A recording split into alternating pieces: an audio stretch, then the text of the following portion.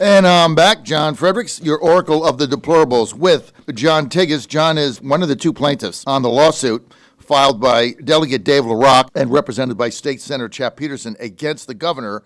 We had them both on yesterday. John is also the owner of Zion Springsboro. John, welcome to the John Fredericks Show, John. Thanks for being with us. Hey, it's a pleasure to be here with the oracle of the deplorable. Thank you, John. Tell us a little bit why you got involved in this lawsuit against the governor. Because we were getting our butt kicked.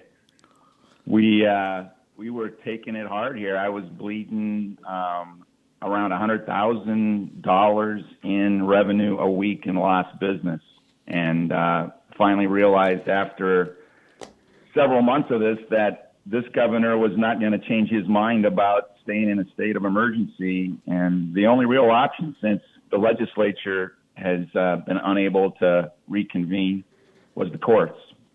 So that's where we are. So tell us about your business.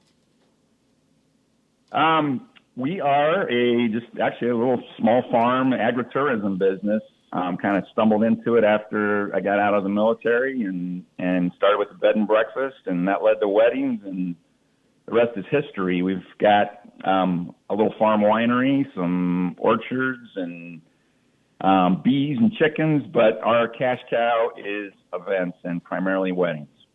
You guys make your money by doing events, weddings. You have a beautiful location, and so the lockdown comes. You can't have a gathering, so boom. So now you're losing $100,000 a week, you said?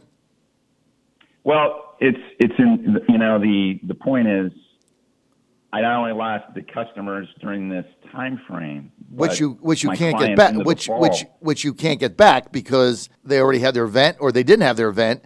But if you're getting married in May and you can't get married at your farm in May and you're married, you're not going to get that back. Correct. And they're getting scared to death by all of the news that they'll never be able to have a wedding even if they wait, right. or they have to have a mask on, or try to have a dance with social distancing.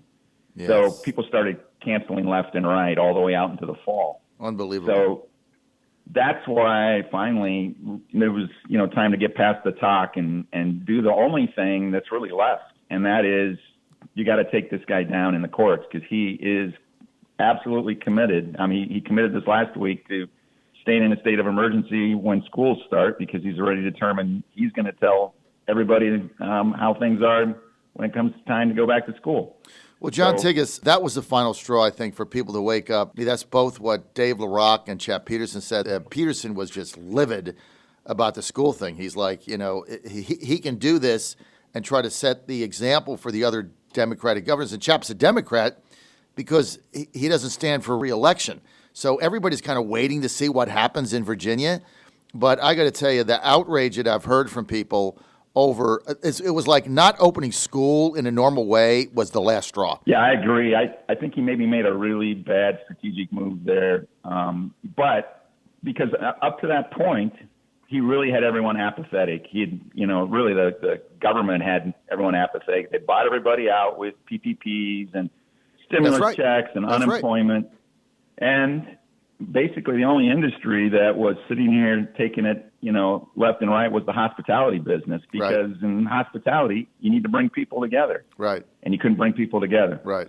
So we were kind of the only last man standing, so to speak, in terms of it. And really, our outside of Dave LaRocque and Chap, there was very limited interest in elected officials at really contesting this. The Republicans in Virginia, there's no opposition. Basically, it's just a joke, except for LaRocque stands up once in a while, but maybe Bill Stanley, but nobody does anything. And so there's no opposition, there's no fighting, there's no rallies that are organized by legislators. There's nothing. So you're right. No, you're right. In fact, we'll be on our fifth rally this morning in downtown Leesburg.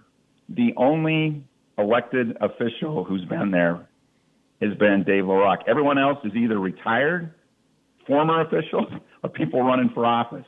You can't get anybody to show. It's really sad. It's because we don't have a Republican Party. We have no organized opposition. Everybody is afraid. They're shell-shocked over getting kicked out of power by the caucus of the corn and the left-wing progressives. They're all afraid, and so they do nothing. And it's just shameful. And there's absolutely no leadership in the state to stand up to this guy. Finally, he got a lawsuit, but it was really the schools, man. This is the thing that's going to bring this whole thing down, because now you're involving suburban moms, families. Now, the reason Northam did this doesn't have anything to do with social distancing or COVID-19 or grandma might die. He did this as an example to show other blue state governors how to do this and survive, so that if you can't send your kids to school, you can't go back to work. If you can't go back to work, you can't add to the employment numbers. If you can't add to the employment numbers, they can say the economy sucks and beat Trump.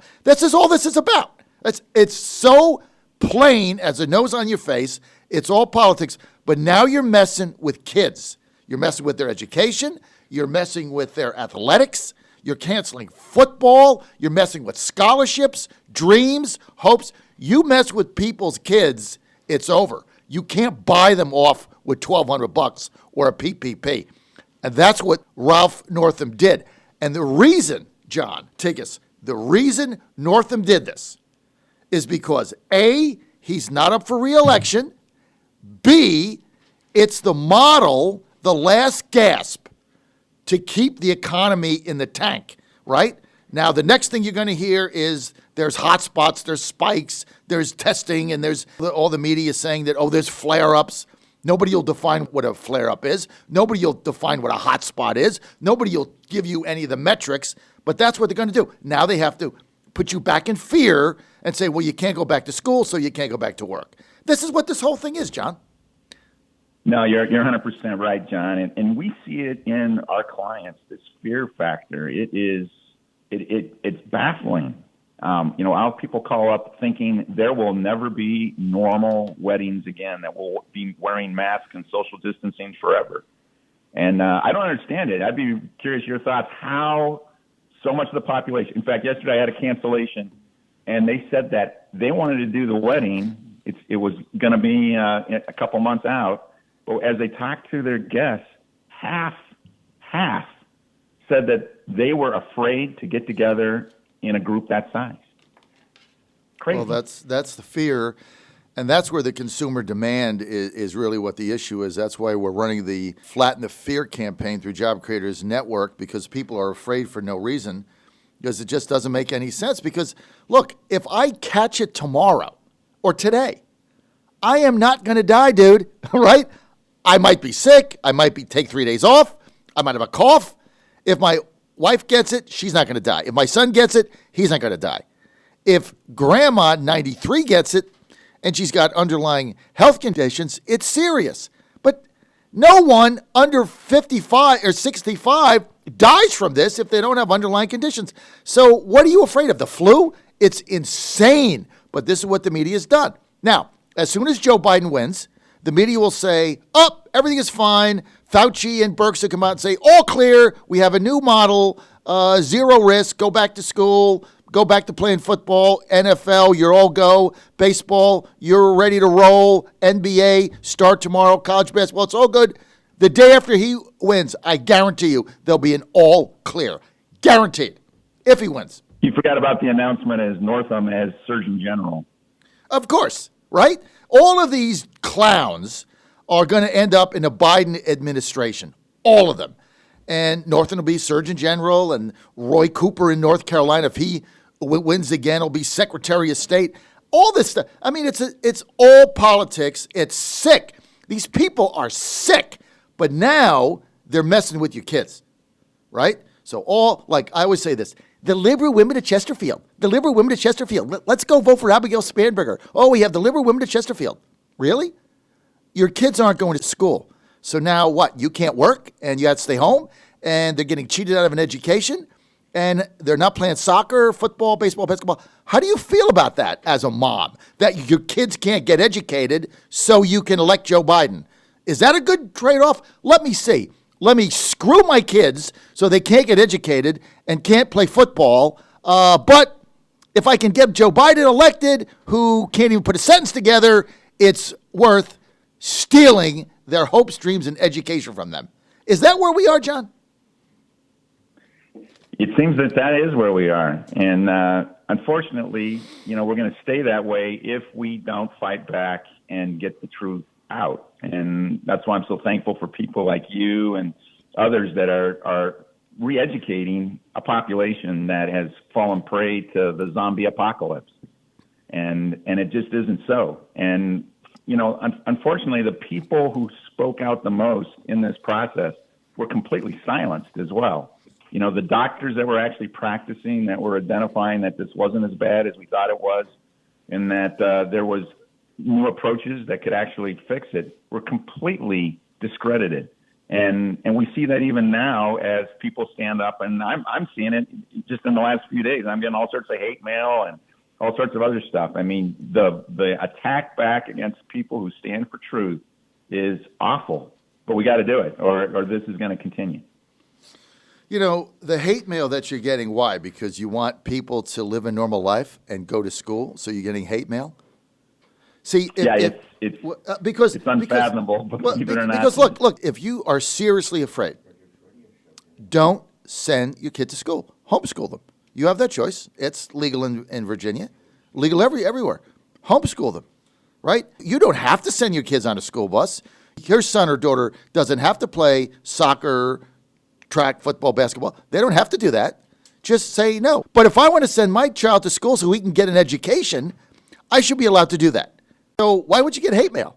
They should be thanking you. Thank you for giving me the option of keeping my kid home and doing homeschooling, because that's certainly better than getting on a Zoom meeting once a day and trying to learn that way. I mean, come on, man.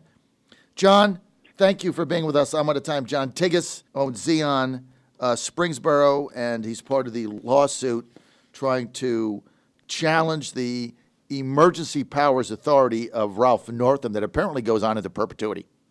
Thanks, John. Thanks for being with us.